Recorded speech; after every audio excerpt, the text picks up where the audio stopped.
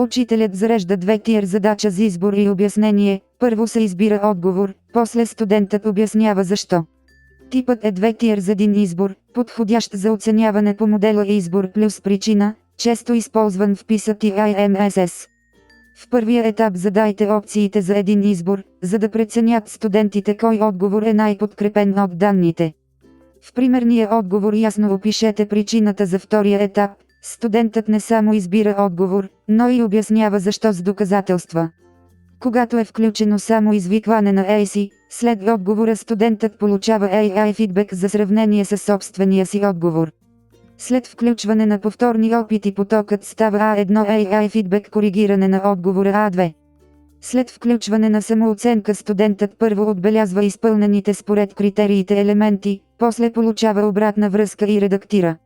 Критериите за самооценка отдолу могат да се персонализират. С опции напомняйте на студентите да проверят избора, доказателствата и причината.